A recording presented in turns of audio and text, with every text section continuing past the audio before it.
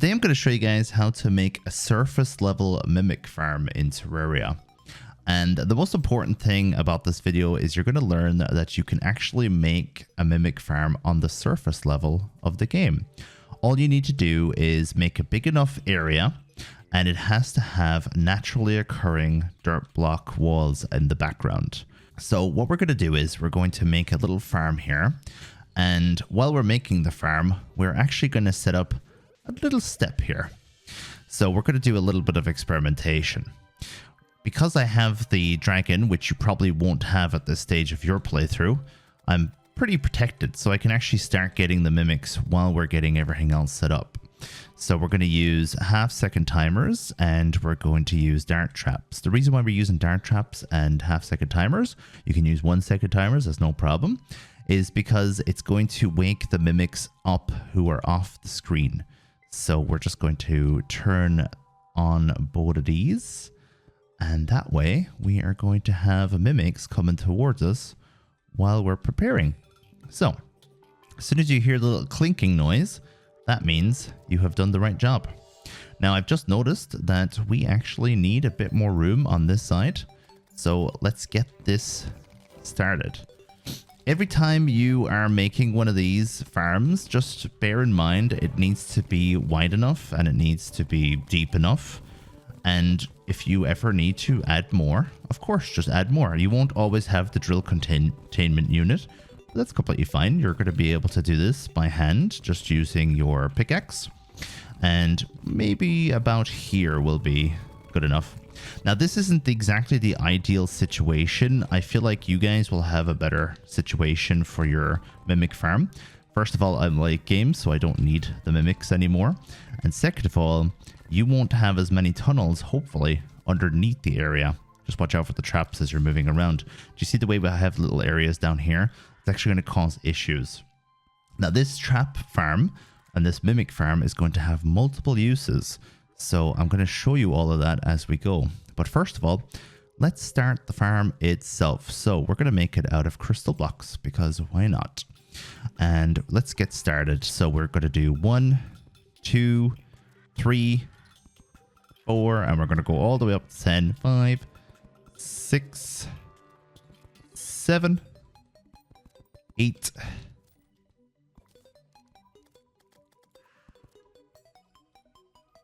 9, and 10. It's a bit lopsided, so we're going to fix that, of course. So this is 8 across, and 8 across is generally the best way to do this for mimics so that they can't jump over the top. But you don't have to do 8, you can do 7 if you like. And in some of my previous farms, I would have done 7, for example. So we're going to hammer the blocks now, and we're going to make it so that they are going upwards because we want anything that's going to be going into this farm to move up this area. What we're going to do now is we're going to move the dart trap over to the edge. I mean, it technically doesn't have to be part of the trap, but it just looks a bit better from my point of view. Now we are going to put down a platform underneath this, and we're going to put a half-second timer. We're going to wire it up so it starts shooting again, and this is going to allow us to continue trying to farm the mimics. So we have a water candle down, we have an increased monster spawn rate, and hopefully we'll start getting some mimics. No matter what design choice you go for this, I would highly recommend getting your block of choice underneath or in the middle done before you put any lava in, because we're going to put 1 lava bucket into this area, and that's going to kill anything that goes in there, including the mimics. So we won't be able to change these now that the lava's on there. So just a heads up, get your blocks down early. You can build this before you enter hard mode. It'll be actually easier to build if you do it before hard mode, and then you can farm mimics as soon as you enter hard mode. It's so useful because you can get all of the mimic related items so quickly, and you don't have to farm for as long, because I know that farming for mimics can take a while. The little area that you have down here is not that important, but I'd highly recommend just having a little area for you to stand on, and that way you'll be closer to the lava itself. And the closer you are to the lava, the more money you're going to pick up and the more items that you'll pick up as well. Be careful of any enemies that go through walls. It depends what biome ends up happening after you kill the wall of flesh. Sometimes you could end up with a lot of enemies that go through walls. Another item I'd recommend that you have in here is the shadow candle. This will nullify the peaceful benefits of towns, which means more enemies are going to spawn, especially if you have sunflowers or NPCs nearby. But also it's going to make it so that you can stand still and any enemy that is able to spawn purely because you're moving will spawn now. So if you have some hallowed biome nearby, for example, you're going to be able to get some more unique enemies coming your way. I'd also recommend getting some battle potions together as well. And I also put down the Bass statue myself, even though you probably don't need it in terms of defense, but just in case any enemies do slip in and they manage to get to you. I always find with mimics, once they start spawning, there's loads of them going to spawn, but it takes a while for the first ones to spawn usually, especially with my lack of blocks down here. So there's enemies spawning down below me as well, which is not ideal. You can combine multiple biomes with this. As long as you have natural dirt blocks behind you, you will be able to spawn mimics. However, if you are near a desert, you're going to get desert enemies, which means you might get the blindfold or you might get the fast clock, for example. And if you have hallowed enemies next to you, you'll get unicorns, which means you'll get unicorn horns.